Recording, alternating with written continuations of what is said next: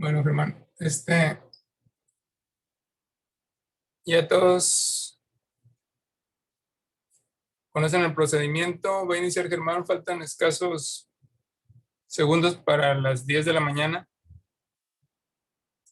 Listo, Germán, puedes iniciar.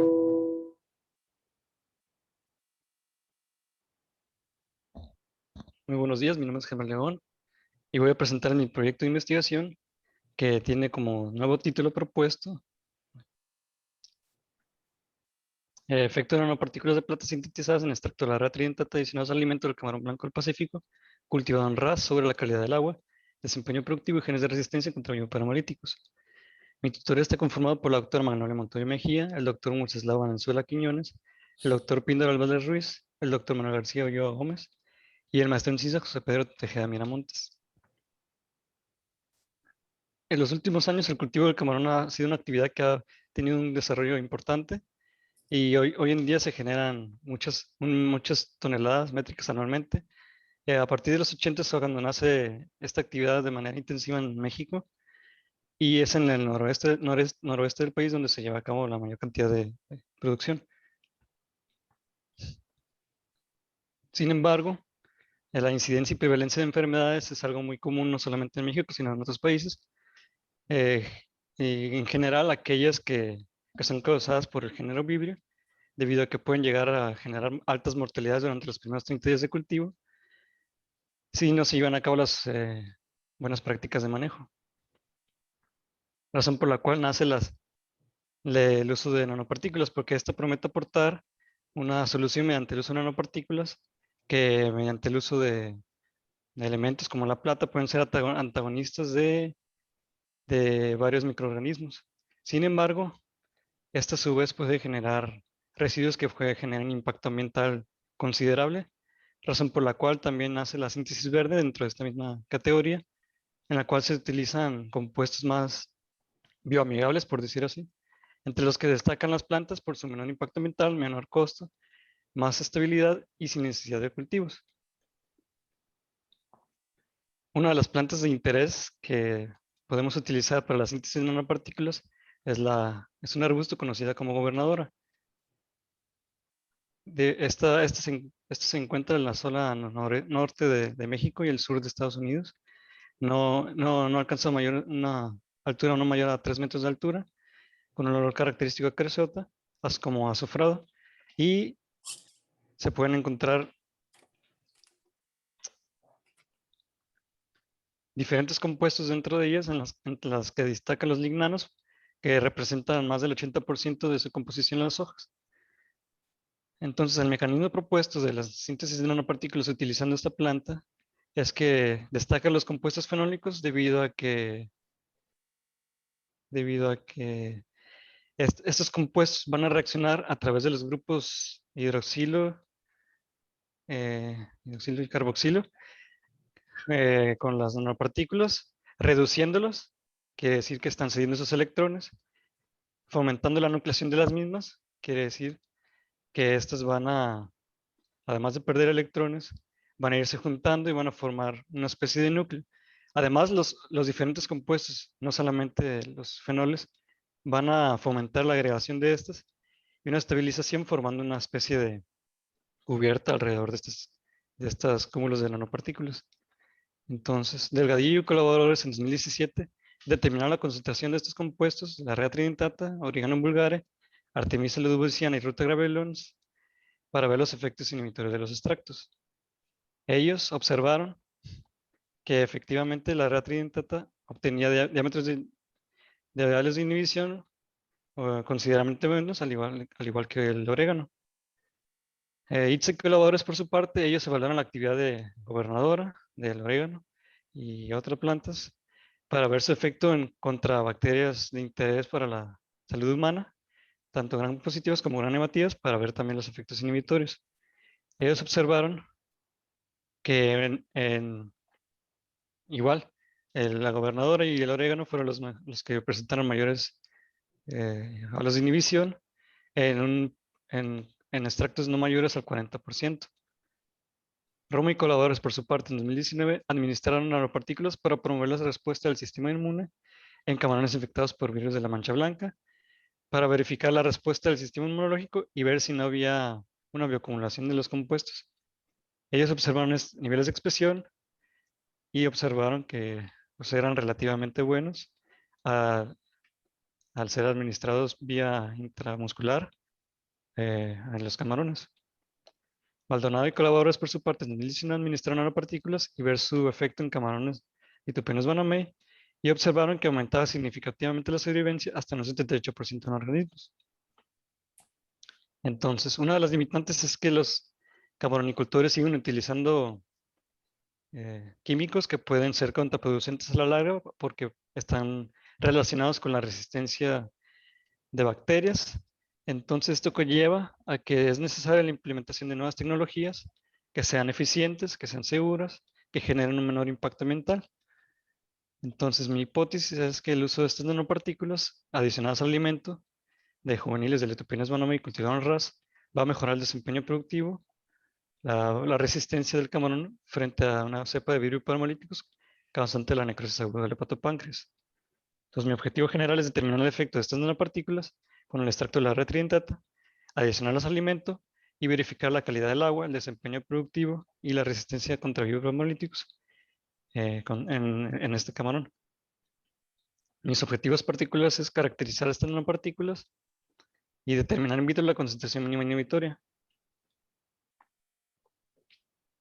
Analizar los efectos contra una cepa de virus en diferentes concentraciones adicionadas al alimento, cultivado en RAS, el efecto de la calidad del agua, el desempeño productivo y la toxicidad. También evaluar la expresión de genes de resistencia contra bioparamolíticos en camarones de penas cultivado y con alimento adicionado con estas nanopartículas.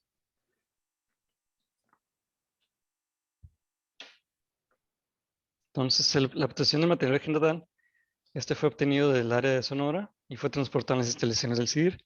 En cuanto a los organismos, estos fueron recolectados de la acuícola 50 a las afueras de la ciudad y fueron transportados para su posterior aclimatación, que fue un total de 2 semanas, durante las cuales se prepararon las nanopartículas, los extractos, y ya llevó a cabo el alimento, para posteriormente hacer un bioensayo de una duración aproximada de 35 días. Entonces, para el extracto, se hizo un extracto acuoso con la gobernadora, usando agua destilada como solvente. Esta se revolvió durante 1 hora. Después, posteriormente, se llevó a baño María durante 45 minutos a 50 grados. Esta solución se filtró. Es a partir del extracto es que se llevó a cabo la preparación de las nanopartículas, utilizando, pues, obviamente, el extracto, 2.5 mililitros de dióxido de amonio, unas 10 mililitros de una solución de nitrato de plata a una concentración punto molar y agua destilada para llevar a 50 mililitros. Esto se llevó a agitación leve por 5 horas para fomentar la polimerización y se observó un viraje de color, como pueden observar en la fotografía inferior izquierda, y posteriormente esto se llevó a cabo una caracterización preliminar con espectroscopía ultravioleta. También se realizó la técnica de medio envenenado para verificar la inhibición de esta cepa en medios de cultivo. Se utilizó medio TCBS, que es específico para el genevibrio, en el cual se mezclaba 90 mililitros de este medio y 10 mililitros de los tratamientos que pueden observar en la tabla inferior, para posteriormente ver al siguiente día la inhibición o la cantidad de colonos que crecían con respecto al tratamiento. También se llevó a cabo la cinética bacteriana con una concentración de virus paramolíticos 70 por 10 a la 6 unidades moléculas por mililitro en medio TSB, perdón, para verlo en el lector de microplacas a 30 grados con una observancia de 580 por 24 horas y observarlo al día siguiente. También se verificó la concentración mínima inhibitoria necesaria para inhibir, como su nombre lo indica, a este cepa paramolíticos, y también se realizó en un lector de microplacas, utilizando diferentes concentraciones con diluciones fraccionadas.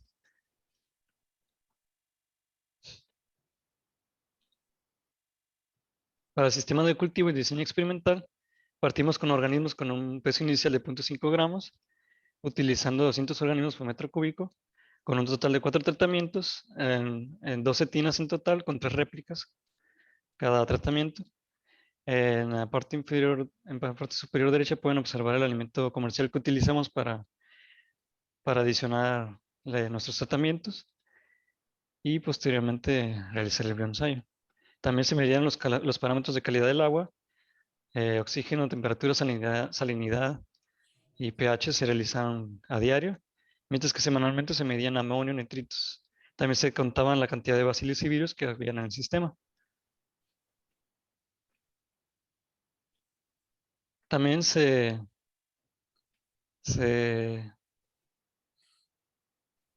para llevar a cabo el reto por inmersión, se determinó la dosis letal 50, en la cual se utilizaron diferentes concentraciones de esta cepa para verificar qué dosis utilizar.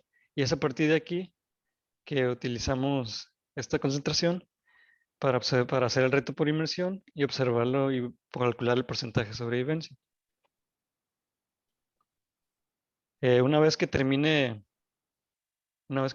este reto por inmersión, se llevó a cabo una toma de muestras que fue de branquias para posteriormente trabajar y obtener material genético y por medio de un kit IMPROM evaluar diferentes genes que están relacionados con el sistema inmune en el camarón blanco de Tupinus blanomi.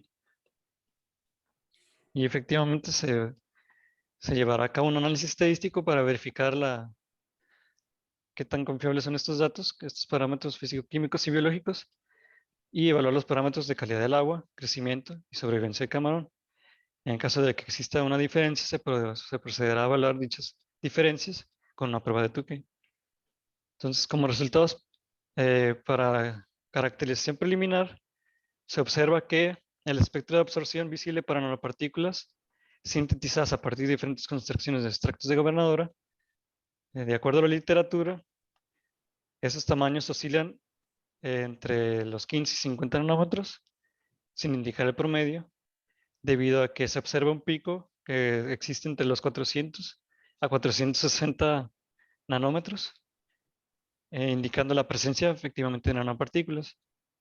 Para la inhibición de vibrio palmolíticos en medios de cultivo se observa que los tratamientos donde se utilizaron nanopartículas no hubo crecimiento alguno de colonias, contrario al control o en los que utilizamos extracto, solamente extracto.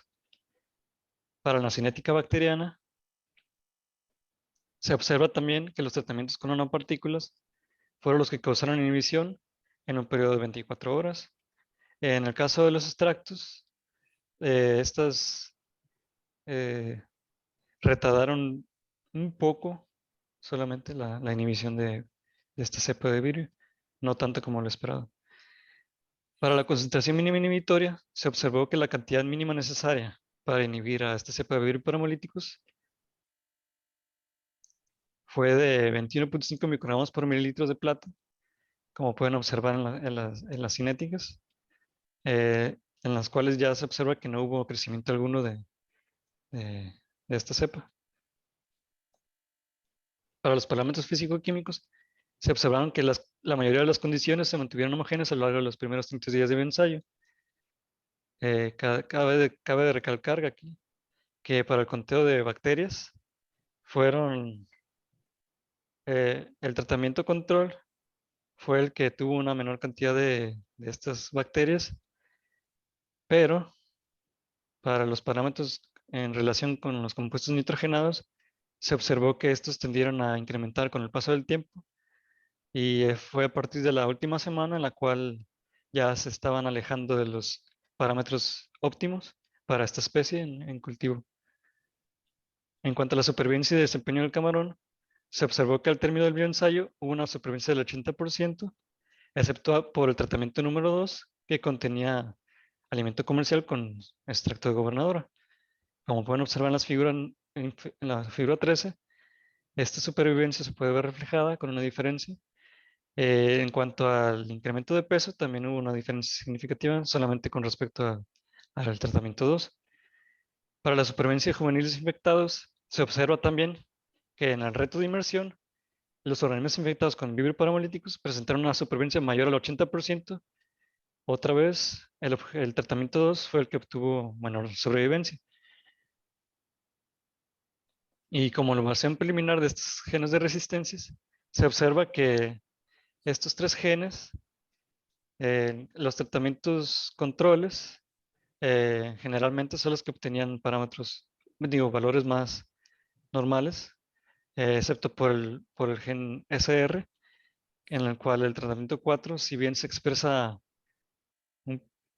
más al principio, a la hora de la posinfección se observa que el valor eh, es mucho menor que el control.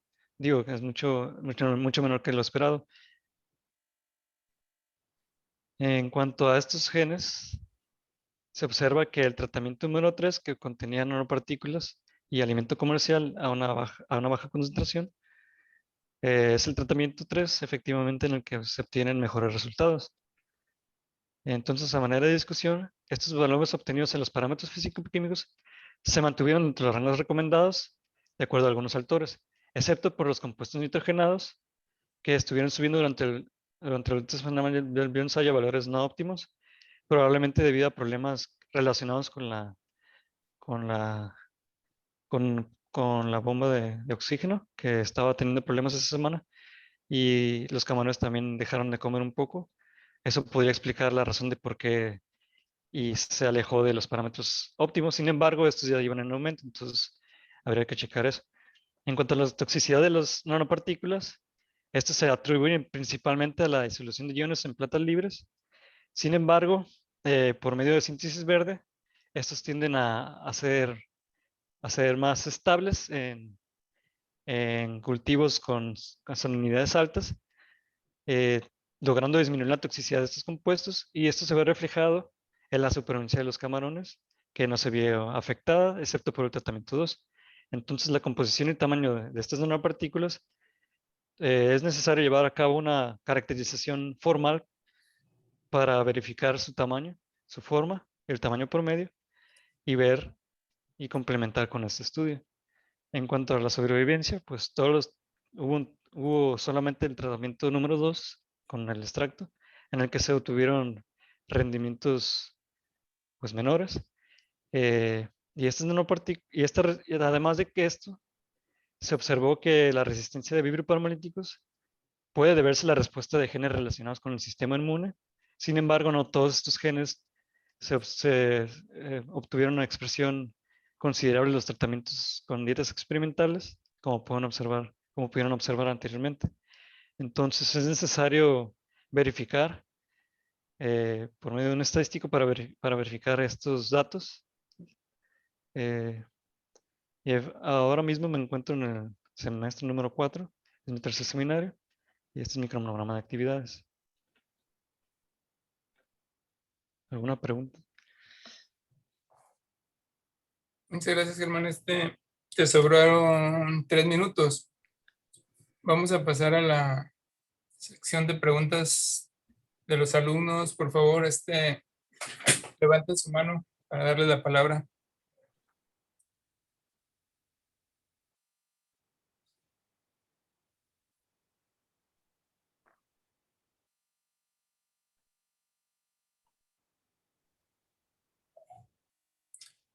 María Fernanda. Buenos días, Germán. Buenos días. ¿Tu trabajo tiene alguna aplicación en otra área? Y si tuviera, ¿cómo fuera? Ok. Pues hay mucho, en cuanto a nanomateriales, hay mucho trabajo ahorita mismo está en auge lo de electrónicas, pero donde hay muchos estudios es en el área médica.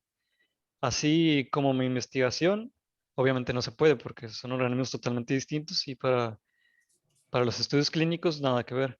Pero suponiendo que quisieras hacer esto en medicina, la cantidad de proyectos que llegan a finalizar la fase clínica 3 es muy poca. Por ejemplo, si son 100 estudios de nanopartículas para medicina, un 10% va a ir a pruebas y solamente 1% de esos quiere decir que 1 de cada 100 va a llegar a la fase 3 en el área clínica. Y no significa que esto vaya a usarse. O sea, hay potencial, pero todavía hay mucho que estudiar. Muy bien, muchas gracias.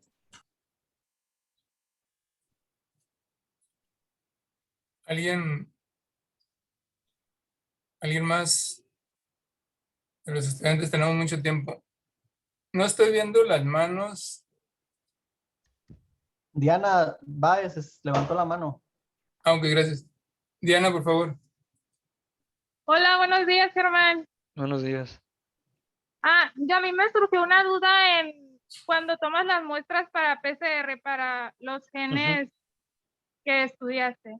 ¿Por Ajá. qué la muestra se toma de branquias? Ok. Ahí voy. Ok. ¿Por qué de branquias? En la parte inferior derecha puedes ver una mención. Este, estos, estos investigadores en 2018 sacaron un artículo en el cual ellos observaron que había diferentes genes que tenían que ver con la respuesta inmune contra vivir paromolíticos en el camarón blanco del Pacífico y observaron que efectivamente estos pueden encontrarse en diferentes partes de este organismo, pero fue en branquias donde se podía se podían obtener cantidades considerables si se comparaban con otros. Por ejemplo, si tú tomabas de branquias o en vez de eso tomabas de, no sé, del estómago, probablemente SR o HILT ibas a encontrarlos en menor cantidades. Entonces se tomó en cuenta esto para tomar muestras de branquias. Muy bien, muchas gracias. Ujú. Gracias, Diana. Ahora tenemos bastante tiempo para preguntas. Al menos 4 minutos de estudiantes.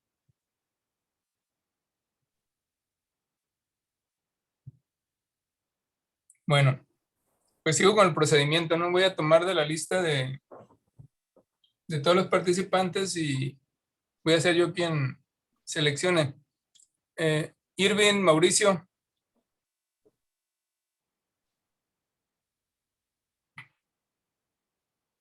Sí, buenos días. Buenos Ok, días. buenos días. Oye, Germán, tengo una pregunta. ¿Con Ujú. qué alimentaste o qué aditamento eh, seleccionaste para cada tratamiento?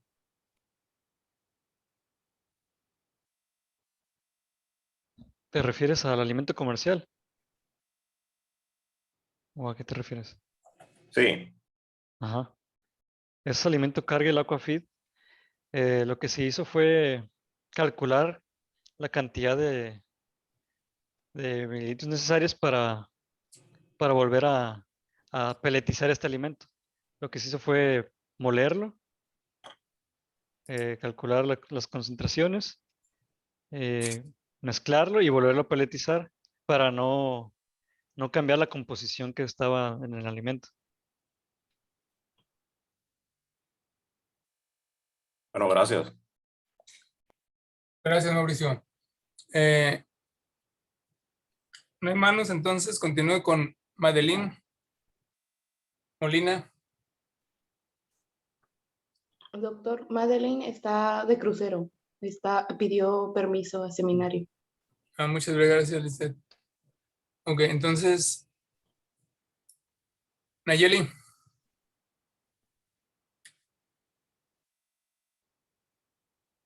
Tampoco está, anda buscando pescado para la boca del río para sus análisis. Ok. Eh, Alonso, te toca. Ay, no. A ver, ¿qué le podemos preguntar, compañero Germán? Antes que nada, compañero Germán, muy buena presentación, felicidades. Me sorprendió con sus resultados. Ya Gracias. no supe si lo mencionaste, siguiendo con el tema de la alimentación. Ujú. Mencionaste que moliste el alimento y le incluiste, vamos a decir, los líquidos Ajá. para una cantidad para que no se viera mermada la consistencia Ajá. entonces, ¿qué método, vamos a decir, utilizaste para humedecerlo, pero sin cambiar la composición del alimento? ¿O qué cantidades, qué variedad? Fue aproximadamente el 60% del peso seco. eh, por ahí. 60%. Sí, Sí, sí, sí, para que estuvieran como si estuvieran, como si no lo hubiéramos molido en primer lugar. ok. Solamente Sí, le agregaste el 60% de humedad entonces. sí. Muy bien, gracias. Gracias, Alonso. Eh, Voy a terminar con un último estudiante para darle paso a los maestros. Si gustan ir levantando la mano a los doctores. Mm, Celeste Montoya.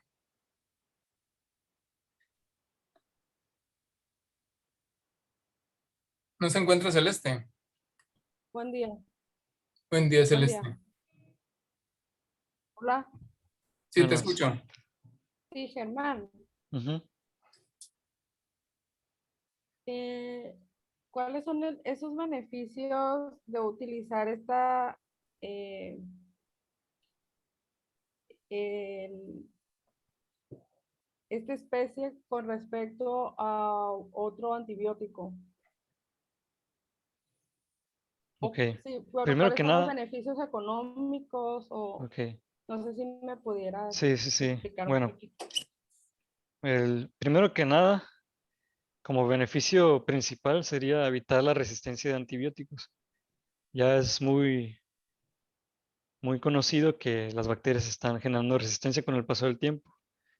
Y por eso incluí la tabla de resistencia en la justificación.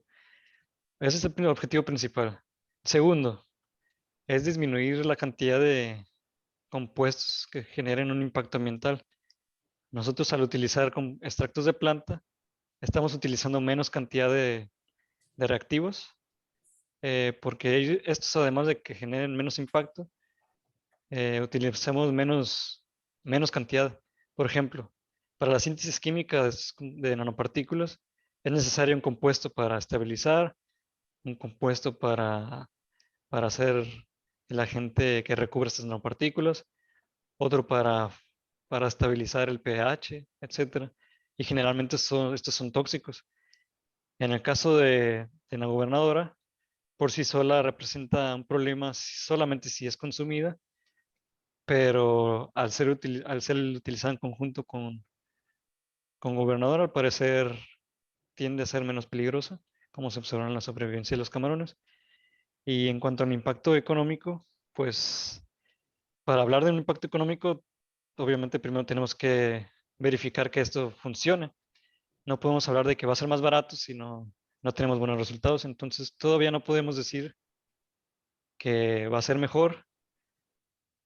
No podemos hacer un estudio económico. Todavía hace falta más estudios para ver qué se puede mejorar, qué se puede hacer para estabilizarlas más o cosas así. Pero si nos vamos a costos de reactivos, pues sí, pues ya es más barato. Eso sí. Sí usamos menos reactivos. Ah, ok, sí sería interesante saber Ujú, en Gracias, comparativos Celeste. económicos, ¿no? ujú. Gracias. Gracias, profesores, doctores, docentes. ¿Alguna pregunta?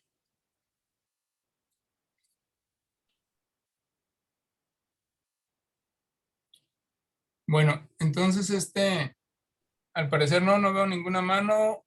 Eh, por favor, Elvia, te agradecemos, Germán, tu presentación. Te quedaron 2 minutos, pero ya no hubo preguntas. Elvia, por favor, ¿puedes cederle el espacio a Elvia, por favor, para la presentación?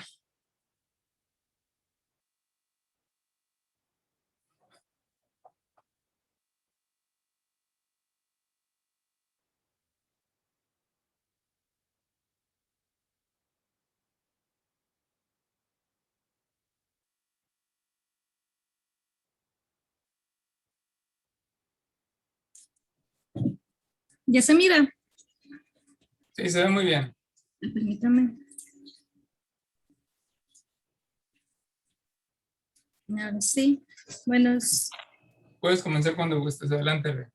Buenos días, mi nombre es Elvia Guadalupe Medina Contreras y les presentaré mis avances de tesis, el cual tiene como título Cultivo hiperintensivo en sistema biofloc de camarón litopenados Guanamey con dietas altamente biodisponibles. Mis directores de tesis son la doctora Magnolia Montoya Mejía y el doctor Gerardo Rodríguez Quirós. Y mi comité tutorial está conformado por los doctores Píndaro Álvarez Ruiz, Wenceslao Valenzuela Quiñones y Pablo David Vega García. Permítanme. La acuicultura en México nace como una actividad complementaria para apoyar de manera social en comunidades rurales y así aumentar el consumo de proteína animal y mejorar los niveles nutricionales de las poblaciones donde se desarrolle dicha actividad. También así reducir la pobreza al generar empleos y oportunidades económicas. Para el cultivo de camarón, las técnicas se pueden subdividir en 4 categorías: extensiva, semi-intensiva, intensiva e hiperintensivo. El cultivo de camarón por sistemas hiperintensivos rinde producciones entre 50,000 y 100,000 kilogramos por hectárea. Esto en estanques con tamaños entre 10 y 200 metros cuadrados. Sin embargo, la implementación de este tipo de sistemas de cultivo se requiere un mayor consumo de alimentos y por ende unos constantes recambios de agua. Es por esto que este tipo de cultivo es poco amigable con el medio ambiente, por lo que se requiere de la implementación de nuevos sistemas, siendo el biofloc uno de ellos, ya que desde el 2009 se ha implementado con gran éxito en algunos sistemas de producción de la acuacultura, donde se aprovechan los residuos de materia orgánica e inorgánica, mejorando la rentabilidad, además de ser amigables con el medio ambiente. Además, se ha demostrado el mejoramiento de la respuesta inmune del camarón, lo que lo convierte en una alternativa para crear animales resistentes a enfermedades. Tomando en cuenta también que la alimentación representa uno de los mayores costos de producción en la acuacultura y que la harina de pescado se prefiere entre otros alimentos por su alto contenido nutricional, esto lo convierte en un alimento sumamente demandado y costoso, por lo que en un futuro la acuacultura pasaría a ser una actividad poco rentable y sostenible. También es por esto que se necesita del desarrollo de alimentos amigables con el medio ambiente y de menor costo, siendo el biofloc uno de ellos, ya que nos brinda la posibilidad de utilizar dietas alternativas a bajo costo y así disminuir los costos de producción. Algunas de estas dietas alternativas las podemos encontrar en las fuentes de proteínas vegetales, las cuales son nutricionalmente valiosas a la harina de pescado y representan un precio más bajo. En Sinaloa, la producción de granos como el maíz, la soya, sorgo y trigo, el procesamiento de estos granos generan 11% de granos de segunda y 4% de desechos, los cuales pueden ser utilizados para elaborar alimentos para el sector acuícola. Sin embargo, algunas de estas fuentes vegetales requieren de aminoácidos esenciales para el organismo con el que estamos trabajando, el camarón, por lo que se necesita de complementar estas fuentes vegetales con fuentes animales. Una manera de complementar estas dos fuentes es a manera de hidrolizados. Los hidrolizados se están implementando en la acuacultura en el sector acuícola, para ayudar a resolver problemas ambientales y sanitarios provocados por una falta o disposición de los desechos. El hidrolizado, gracias al hidrolizado, los hidrolizados se pueden obtener péptidos y aminoácidos de menor tamaño a partir de proteínas, y los hidrolizados se pueden elaborar de una manera química y biológica.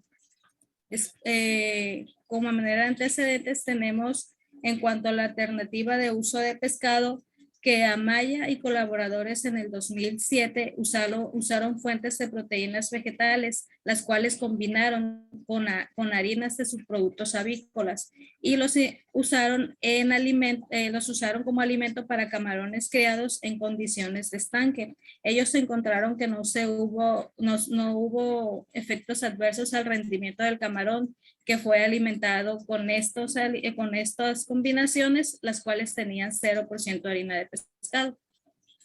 Como contribución al sistema inmune al Biofloc, Jun y colaboradores en el 2015 evaluaron dietas para camarón con diferentes niveles de proteína en cultivos con Biofloc y agua clara, y encontraron que todos los tratamientos en donde ellos utilizaron Biofloc, el sistema inmune fue mejor, y mientras mayor era la cantidad de proteína, mejor fue la respuesta inmune.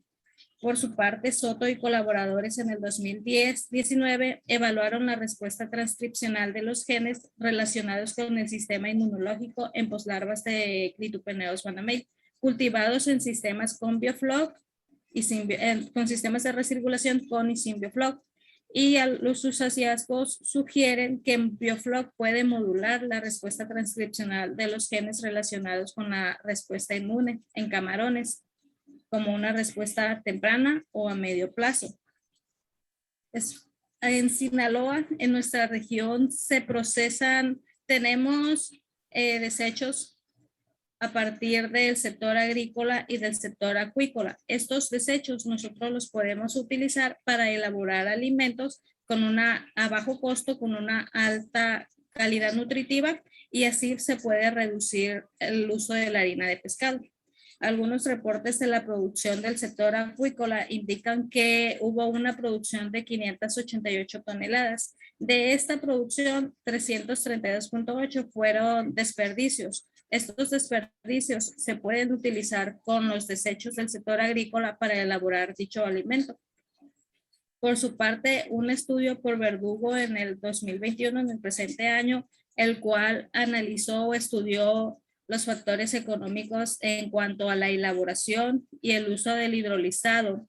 En la elaboración se tomó en cuenta los desechos del sector de la región, y como resultado de ese trabajo dio como que el kilogramo de un hidrolizado puede llegar a costar 18 pesos con 71 centavos. Si esto lo comparamos con el precio de la harina de pescado, se puede ahorrar solamente en el precio un 61%. Dado esto, nos planteamos los siguientes objetivos, el cual es determinar el efecto de las dietas altamente biodisponibles en camarones Clitopeneus banamei cultivados en Biofloc, así como la respuesta inmune.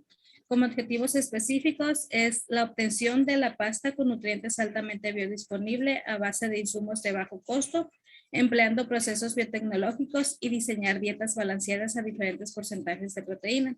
También determinar el efecto de las dietas en la calidad de agua y eficiencia productiva del camarón Clitopeneus banamei cultivado en un sistema Biofloc, y por último, la determinación de los efectos de la dieta en la respuesta inmunológica del camarón.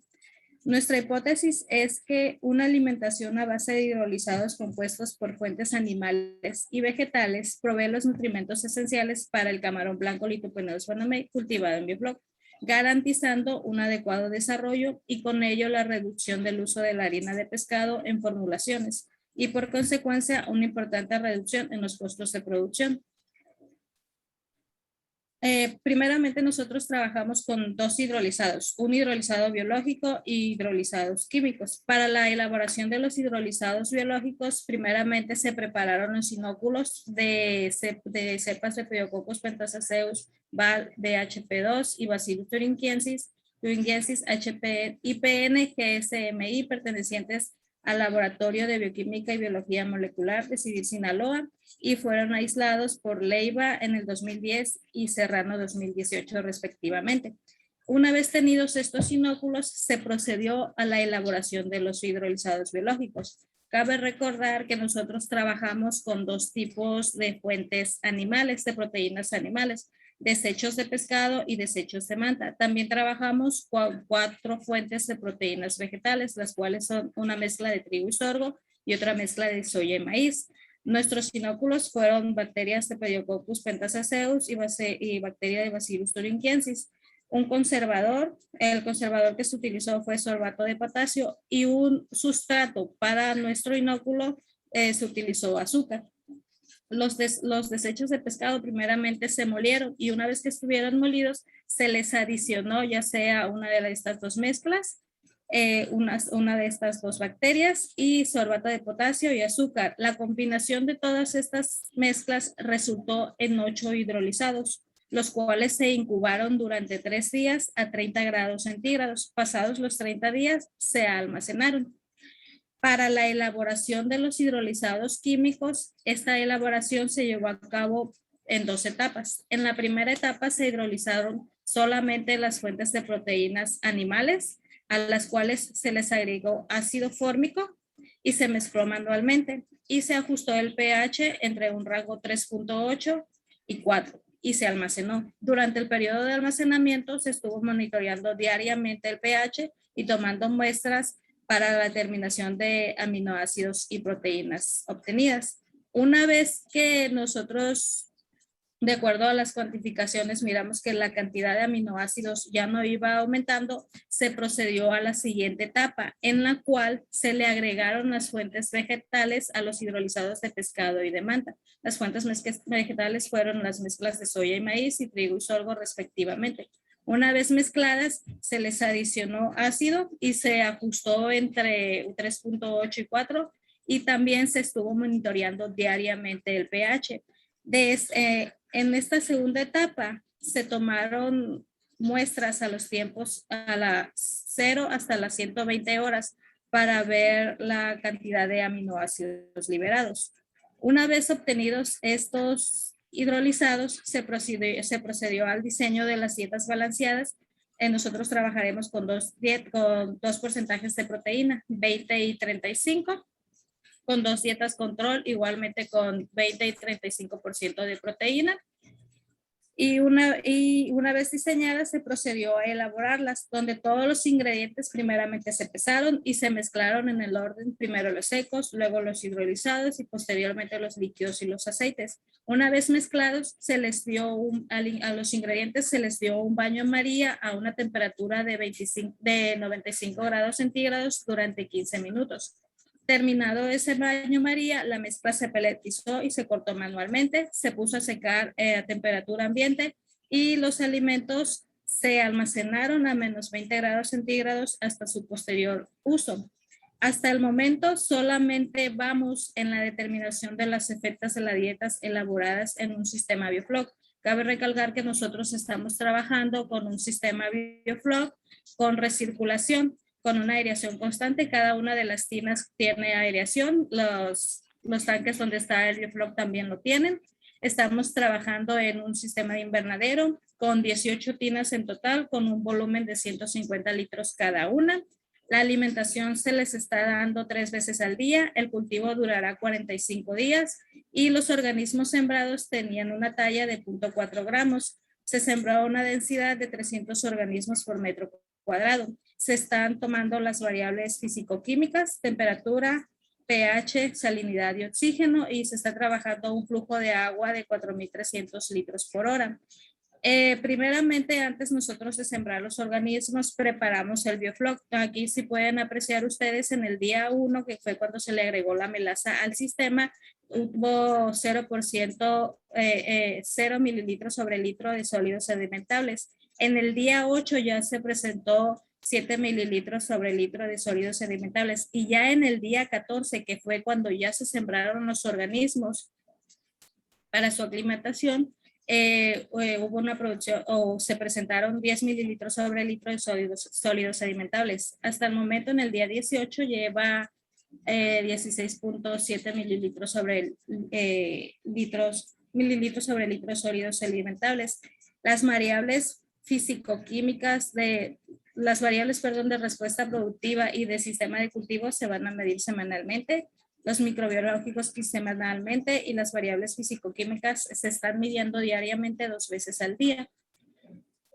Por último, cuando terminemos con nuestro ensayo, se determinará el efecto de las dietas en la respuesta inmunológica del camarón mediante la cuantificación por la reacción en cadena de la polimerasa en tiempo real. Una vez terminados todos estos estudios, se les realizará un análisis estadístico a las variables de respuesta productiva mediante una ANOVA. Si existe diferencia significativa, esta diferencia se evaluará comparando las medias por medio de la prueba de Tukey a una significancia del 95%. Como resultados preliminares, solamente les muestro la cantidad de aminoácidos liberados, producidos durante los hidrolizados biológicos. Recordemos que tuvimos dos fuentes de proteínas vegetales, desechos de pescado y desechos de manta, dos inóculos para los hidrolizados biológicos, Pediococcus pentasaceus y Bacillus thuringiensis, y dos mezclas de proteínas vegetales, trigo y sorgo, y soya y maíz. Las barras grises y las barras amarillas representan la cantidad de proteína inicial, la gris, y la proteína inicial, la proteína final, perdón, es la amarilla. Las barras azules y anaranjadas representan la cantidad de aminoácidos iniciales y finales respectivamente, donde se puede apreciar que hubo una mayor cantidad de hidrolizados una mayor cantidad de aminoácidos en los hidrolizados biológicos con los desechos de manta. Pero a manera de para comparar estos resultados con los resultados de los hidrolizados biológicos, nosotros seleccionamos estos dos hidrolizados. Los hidrolizados con desechos de manta, la cepa Bacillus thuringiensis y la mezcla trigo-sorgo, y el desecho el hidrolizado con desechos de pescado, Pediococcus pentasaceus, y la mezcla soya-maíz. Sí. Y en cuanto a los hidrolizados químicos, hay que recordar que nosotros se trabajaron en dos etapas. En la primera etapa se elaboró primeramente los hidrolizados de las fuentes animales, y en la segunda fue cuando se les agregó las fuentes vegetales.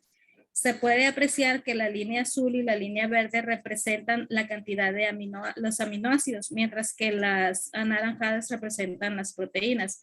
Y se puede apreciar también que en un principio de los hidrolizados, la cantidad de aminoácidos de proteínas fue mayor que la de aminoácidos, pero como fue pasando el tiempo de los hidrolizados, la cantidad de aminoácidos fue aumentando, mientras que la cantidad de proteínas fue disminuyendo. No es el caso del hidrolizado con desechos de manta, soya y maíz, donde se puede apreciar que la cantidad de proteínas siguió aumentando, pero hubo un momento que disminuyó. Hubo un momento que empezó a disminuir en la segunda etapa. Dado estos resultados y a manera de comparación con los hidrolizados biológicos, se seleccionaron estos dos hidrolizados para hacer nuestras dietas. A manera de recordatorio, nosotros trabajamos elaboramos 8 hidrolizados biológicos y 4 hidrolizados químicos. Si hubiéramos trabajado con todos ellos para elaborar nuestras dietas, hubiéramos tenido que tener 54 tinas para los tratamientos. Es por esto que solo seleccionamos 4 nada más, los 4 que les representé anteriormente, para elaborar dietas con 20 y 35 de proteína. Sin embargo, hubo en el momento de almacenamiento de nuestros hidrolizados que se presentaron malos olores en los hidrolizados biológicos con desechos de manta, por lo que se tomó la decisión de solamente trabajar con los desechos de pescado, los hidrolizados de pescado, los cuales son desechos del hidrolizado químico con desechos de pescado, soya y maíz, y el hidrolizado biológico con las mezclas soya-maíz igualmente, y la cepa Pediococcus pentasaceus.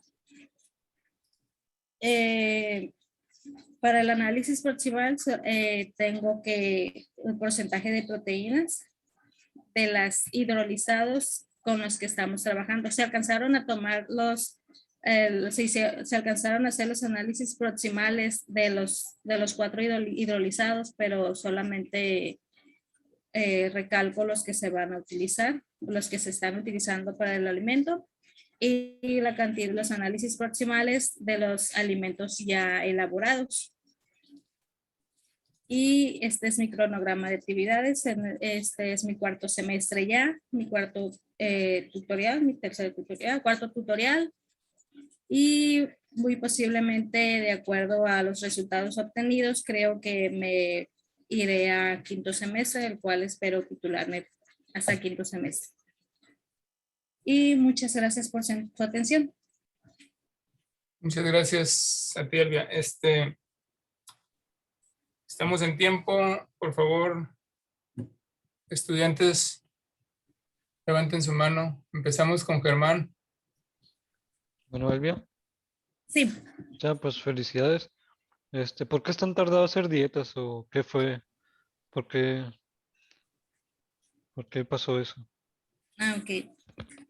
Cada proceso de elaboración de dietas tiene su tiempo.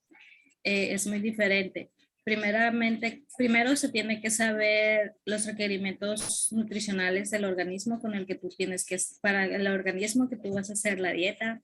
Tienes que ver los ingredientes, si los vas a colectar en la región, la disponibilidad de esos ingredientes dentro de tu región, si vas a gastar mucho al transportarlos o no, si esos alimentos tienen los nutrimentos o nutrimentos necesarios para el organismo. Una vez que tengas todo eso, tienes que hacer tienes los nutrimentos y también tiene mucho que ver con la disponibilidad de las materias primas y que tengas todos tus equipos necesarios para elaborarlos. También en mi caso me he retrasado mucho por los tiempos en cuanto a los cierres, múltiples cierres del instituto, de que no he podido avanzar en la elaboración de mis dietas. Hasta el día de hoy, pues apenas tengo una semana elaborando, una semana en mi ensayo. Ok, muchas gracias. A ti. Gracias, Germán. Continuamos en el orden. Yuniria. Hola Elvia, muy buenos días. Muchas felicidades por tu presentación. Gracias. A mí nada más me queda una duda con respecto a los desechos de pescado. ¿Qué variedad utilizaste? Ok. La variedad que yo utilicé se llama curvina. La recolecté en una pescadería de aquí de la ciudad.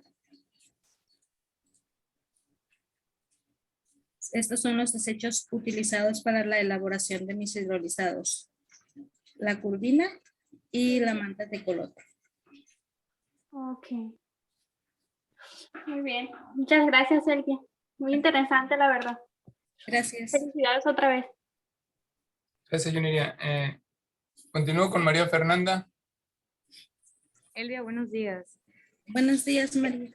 En tu diapositiva número 15, ¿por qué utilizaste más cantidad de ácido para los desechos de pescado que en los de manta? Bueno, en un principio sí se les agregó la misma cantidad de ácido, pero como el pH se ajustó para cada uno de los hidrolizados, puse la cantidad total de ácido que utilicé para que el pH de cada hidrolizado se mantuviera entre 3.8 y 4. Muy bien, muchas gracias, felicidades. A ti. Gracias, Fernanda. Doctor Harvey, lo tengo registrado, pero permítame a ver si hay más preguntas de estudiantes. Todavía tenemos muy buen tiempo. ¿Estudiantes?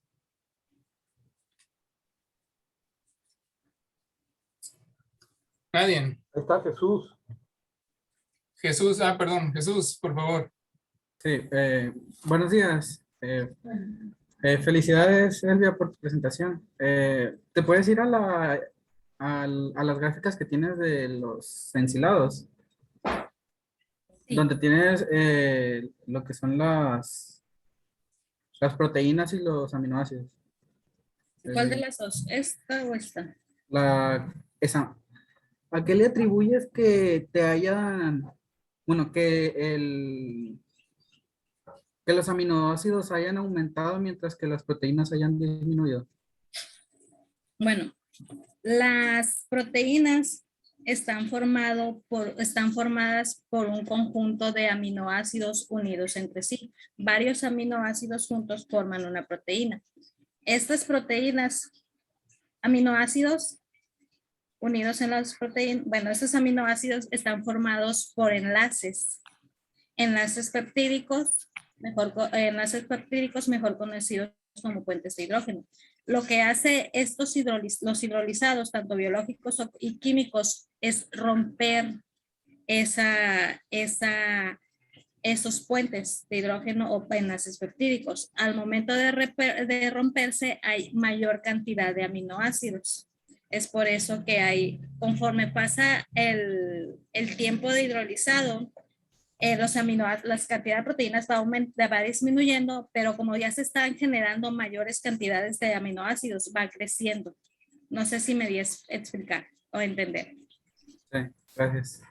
A ti. Gracias, Jesús. Doctor Herbie, ahora sí, por favor, continúe. Sí, buenos días. Buenos días. Elvia, ahí en esa gráfica, ¿aumentan las proteínas y disminuyen los aminoácidos o es al revés? No me quedó muy claro. Sí, es esta. Ajá. Las proteínas, la concentración de proteínas las representan las líneas anaranjadas. Creo que este es al anaranjado y este es como un color más rojizo. La concentración de aminoácidos las representan las líneas azules y las líneas verdes. Ah, ok. Oye, ¿y cómo determinaron proteínas? Proteínas en los hidrolizados se realizó por el método de Bradford. Ah, ok. Ah, ok. Oye, ¿y en qué se descomponen los aminoácidos? Cuando se descomponen, ¿qué pasa? ¿Por qué hubo presencia de olores? La verdad, no sabría decirle. Posiblemente nosotros pensamos que sea que la cantidad de nuestro conservante no fue la correcta, o tal vez las maniobras al prepararlos causó esos olores a putrefacción que se presentaron en los hidrolizados. Necesitaré hacer más estudios o volver a hacer los hidrolizados, cambiar algunos parámetros o unas variables para ver qué fue lo que causó que sucediera eso. ¿Sabes por qué se generan esos olores? ¿Por qué huele a podrido, como decimos coloquialmente?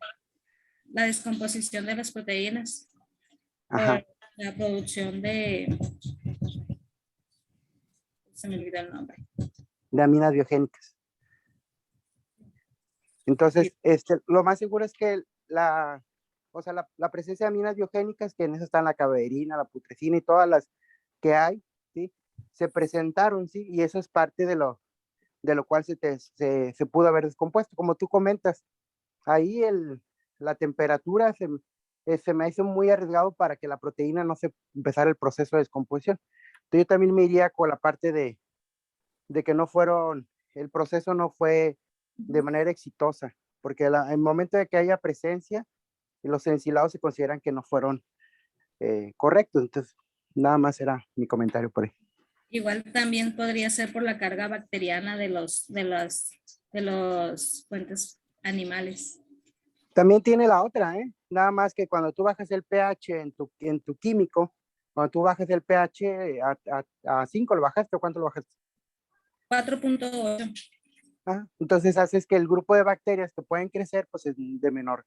O sea, ese es como lo mismo que hace tu otro proceso. O sea, esa es la manera de evitar las bacterias, ¿no? Porque al final de cuentas, si lo hicieras estéril, ¿no? Pues entonces, si los ensilados fueran estériles, pues entonces no son económicamente rentables, ¿no? O sea, realmente los ensilados los hacen desde los cubanos, desde los 70, ¿no? Y luego ellos lo hacen con 1 litro de yogur, ¿sí? O sea, ellos empezaron así utilizando sus desechos, nada más que pues hay que controlar a la presencia de bacterias, ¿sí? Y no tendría que ser más bien el que utilizaste para controlar tu bacteria en tus ensilados enzimáticos o no sé cómo le llamaste. Auxiliares biológicos. Dale, gracias. A Ese usted, curso, gracias. doctora Poli. Doctora Polinar. Hola, buenos días, Selvia. Nada más para comentarte que si sabes la diferencia, más o menos lo hemos platicado en clase, entre subproductos y desechos o descartes. ¿Sabes la diferencia de estos tres términos? Los subproductos son los que se obtienen a partir de un producto principal, que se les puede dar un uso. Los desechos son los que ya no tienen ningún uso para las diferentes industrias de aquí de la región. Y los descartes, no sabría decirle. Ok. Por ejemplo, ahí tu turbina puede ser un descarte, no tiene un control de calidad, a lo mejor le falta una aleta, a lo mejor le falta un ojo, a lo mejor está sin cabeza. Entonces, con base en estos términos, puedes utilizarlos cuando platiques en tu tesis para que se vea más técnico. Entonces, los desechos son más orgánicos, ¿sí? Entonces, yo pienso que lo analices y ya más o menos lo platicamos en clases, se usa más el término subproductos, de desechos son más orgánicos, ¿sí? Desechos orgánicos. Entonces, analízalo y con base en eso utiliza un buen término para que se oiga más técnico. Ok, era todo. Muchas gracias, doctora. Eso, doctora, se acabó el tiempo. Nomás les pido de favor, o les pedimos, realicen las evaluaciones de los estudiantes. Nos vemos en la próxima sección el próximo martes. No, perdón, es inhábil. Dentro de 15 días. 15 días. Hasta luego.